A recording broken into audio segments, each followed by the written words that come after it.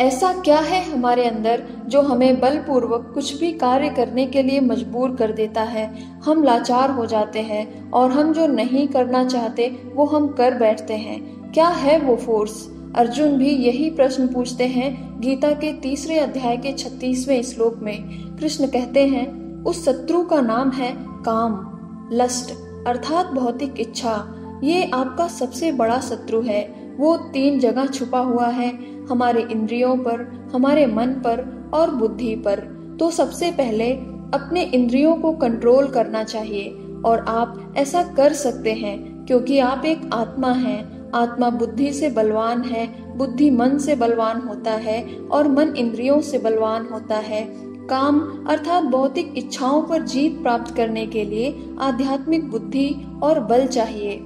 जब हम self realisation की ओर बढ़ते हैं, अपने भीतर देखते हैं और अपने वृत्तियों को खत्म करते हुए निष्काम भाव से कर्म करते हैं, तब धीरे धीरे हमारे कार्मिक बॉन्डेजेस भी खत्म होने लगते हैं। ऐसे में व्यक्ति जब दिव्य चेतना में स्थित रहने लगता है और परम चेतना को जानने में प्रयासरत रहता है, तब वह ना ही शुभ फल की प्राप्ति से खुश होता है और ना ही विपत्तियों में दुखी होता है। इस अवस्था में व्यक्ति अपने इंद्रियों को अपने इच्छा अनुसार कंट्रोल कर सकता है।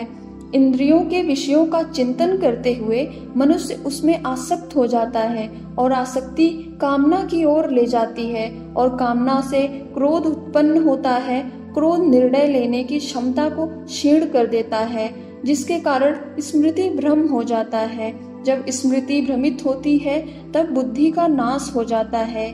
ऐसे में हम लो वाइब्रेशन में रहने लगते हैं, हमारा ऑरा वीक हो जाता है और हम कार्मिक बॉन्डेजेस में हमेशा फंसे रह जाते हैं। इसीलिए कर्मयोगी बनिए, क्योंकि कर्मयोगी अनेक प्रकार के सांसारिक दायित्वों का निर्वहन करते हुए भी अकर्मा की अवस्था प्राप्त कर लेता है और इसलिए वे कार्मिक प्रतिक्रियाओं और बंधनों में नहीं फंसते।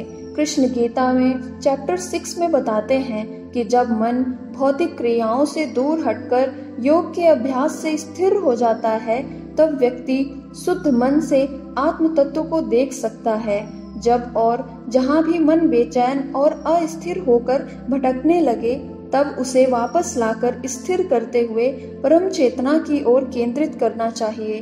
धीरे धीरे निरंतर अभ्यास के साथ व्यक्ति की चेतना उस परम तत्व के साथ एक हो जाती है।